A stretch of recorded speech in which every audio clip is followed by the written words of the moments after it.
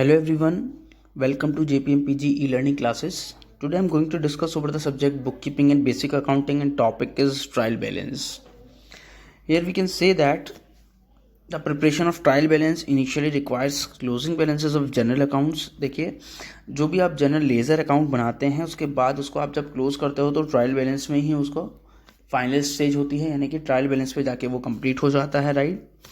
Or a trial balance is prepared after entering the every financial transactions into a journal and then concisely mentioning them into the ledger statement. देखिए, जब आप general account कर लेते हैं, पूरा general entries maintain कर लेते हैं, देन आप उसको जनरल लेजर में मेंटेन करते हैं, राइट। और लेजर के बाद आप ट्रायल बैलेंस बनाते हैं, उसके बाद आपका फाइनल स्टेप कंप्लीट हो जाता है, right.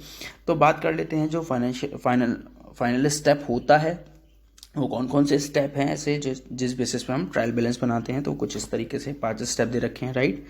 First step is the before commencing you need to ensure that all ledger accounts are balance. देखिए, जब भी आप ट्रायल बैलेंस बनाते हैं तो आप ये इंश्योर कर लेते हैं कि जितने भी लेजर आपने अकाउंट मेंशन कर रखे हैं या बनाए हुए हैं वो सारे ही बैलेंस्ड हैं, right. It requires adding up debit entries and credit entries and finding the difference between them. देखिए, जो भी डेबिट एंट्रीज हैं, जो भी क्रेडिट एंट्रीज हैं वो देखेंगे आप, और जो दोनों का डिफरेंस है वो भी आप मेंशन करेंगे, यानी कि वो चीज़ एश्योर कर लेंगे कि वो चीज़ कंप्लीट है, तभी आप आगे बढ़ते हो, right.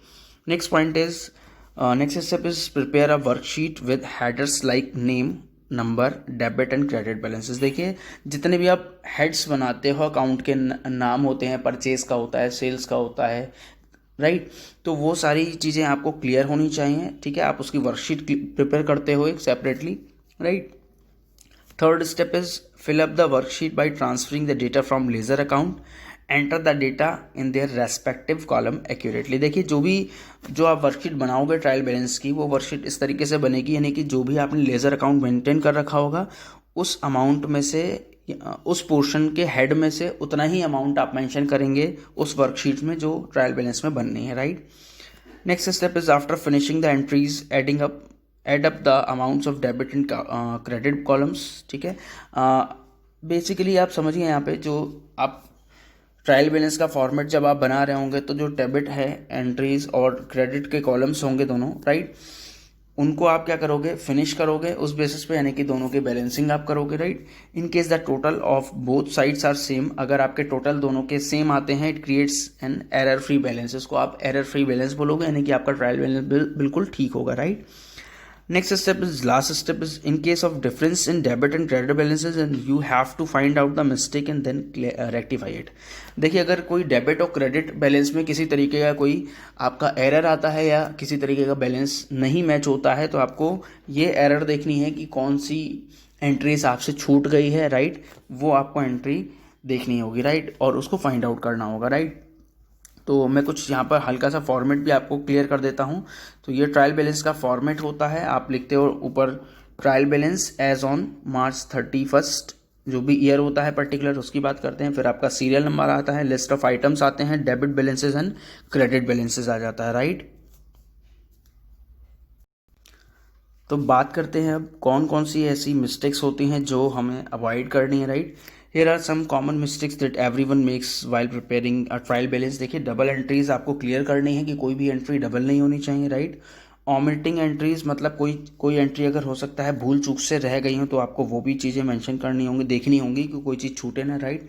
Next point is entering details in wrong accounts और columns, like entering details of debit account in credit and vice versa. देखिए, हो सकता है कि जो डेबिट की एंट्री है वो आप क्रेडिट में धोखे से कर जाएं, या क्रेडिट की एंट्री है आप डेबिट में कर जाएं, ठीक है। तो वो चीज़ भी आपको देखनी होगी, उस चीज़ को आपको अवॉइड करना होगा, राइट, यानी कि वो आपको रेगुलर बेसिस पे चेक करते रहना होगा, right. Next point is making transposition errors. देखिए, कोई अमाउंट डेबिट का अमाउंट डेबिट साइड में ही होना चाहिए, या कोई हेड है तो उसको डेबिट में ही होना चाहिए और उसको क्रेडिट साइड में नहीं होना चाहिए, यानी कि उसका पोजीशन को आप गलत नहीं करना चाहिए, राइट। मतलब डेबिट वाली पोजीशन के हेड को आप क्रेडिट वाली हेड पोजीशन में डाल देते हैं, उसकी बात कर रहे हैं। Next point is make mistake made while transferring the data from ledger and to trial balance statement. देखिए, कभी कभी ऐसी भी मिस्टेक हो जाती है कि जो आप लेज़र बनाए हुए हो पीछे, उस लेज़र में से जो अमाउंट होता है, राइट, उसको आप ट्रायल बैलेंस में जो है वो रॉन्गली ट्रांसफ़र करते हो, राइट, यानी कि जो पोर्शन होता है जिस अमाउंट का, उस अमाउंट को आप वहाँ पर जो ट्रायल बैलेंस है उसको आप उसमें डिफर कर देते हो, right. Next point is making miss calculation while balancing and accounting. देखिए बेसिकली क्या होता है, जब भी आप बैलेंस कर रहे होते हो, ठीक है, तो अगर मान लीजिए आपने लेज़र में से कोई अमाउंट 10,000 का लिया, अगर आपने उसको ट्रायल बैलेंस में 1,000 लिखा है, राइट, तो वो एरर आपको सामने से क्लियर होगा, यानी कि कैलकुलेशन में प्रॉब्लम करेगी, राइट। तो यही कुछ मिस्टेक्स हैं, जनरल मिस्टेक्स, जिनको आपको अवॉइड करना है, राइट। अब बात कर लेते हैं रूल्स की। तो मैं आप लोग को क्लियर कर देता हूँ और एश्योर करना चाहूँगा कि इन रूल्स को आप याद कर लीजिए, आपका ट्रायल बैलेंस कभी भी गलत नहीं होगा, right. First point is all assets must be on debit side, यानी कि जितनी भी तरीके की आपकी एसेट्स होती हैं वो कहाँ जाएंगी, डेबिट साइड में जाएंगी, right. All expenses and losses must be on the debit side, यानी कि जितने भी आपके खर्चे होंगे या जितने भी आपके नुकसान होंगे, लॉसेज होंगे, ठीक है, वो भी डेबिट साइड में जाएंगे, right. Next point is all liabilities must be on credit side, जितनी भी लायबिलिटीज हैं, लोनेबल फंड हैं, ठीक है, तो वो सारे आपके कहाँ जाएंगे, क्रेडिट साइड में जाएंगे, right. Next point and last point is all income and gains must be on the credit side. देखिए ये बहुत इंपॉर्टेंट रूल्स हैं, आप इनको रूल्स को याद कर लीजिए। केवल 4 रूल दे रखे हैं ट्रायल बैलेंस के लिए, बहुत इजीली याद हो जाएंगे, राइट, जिन बेसिस पे आपका ट्रायल बैलेंस कभी भी गलत नहीं होगा, राइट। अब बात कर लेते हैं कौन कौन से आइटम्स जो हैं वो आपके डेबिट साइड में और क्रेडिट साइड में आते हैं, ठीक है।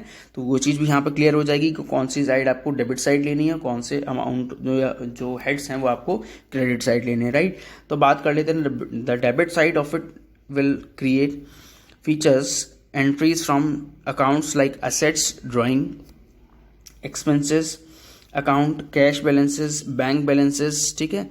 तो बेसिकली ये जो पॉइंट्स हैं सारे ये आपके कहाँ जाएंगे, डेबिट साइड में जाएंगे। जितने भी लॉसेस हैं, जो भी परचेजेज है या सन्ड्री डेटर्स हैं, ठीक है, तो ये सारी चीज़ें आपकी कहाँ जाएंगी, डेबिट साइड में जाएंगी, राइट। अब बात कर लेते हैं जो क्रेडिट साइड का पोर्शन है वो क्या होता है। तो the credit side of it will features entries like liabilities, capital accounts, income account, sales account, ठीक है, sundry creditors account, gains and reserves. तो बेसिकली ये सारे पॉइंट्स आपके क्या थे जो आपको क्रेडिट साइड मेंशन करने हैं। देखिए मैं कुछ एग्जांपल भी यहाँ क्लियर कर देता हूँ। यहाँ पर जैसे देखिए जो परचेज है आपका, वो परचेज आपका डेबिट साइड आया हुआ है, राइट। सन्ड्री डेटर्स आपका डेबिट साइड आया हुआ है, ठीक है। सेल्स आपकी क्रेडिट साइड आई हुई है, राइट। कैश एट बैंक जो है वो आपका डेबिट साइड आया हुआ है। तो बेसिकली ये नॉर्मल चीज़ें हैं जो जिनसे आपको क्लियर हो रही हैं, ठीक है, कि कौन सा अमाउंट आपका डेबिट साइड आएगा, कौन सा क्रेडिट साइड आएगा। तो बेसिकली ये था आपका ट्रायल बैलेंस का फॉर्मेट। Thank you everyone.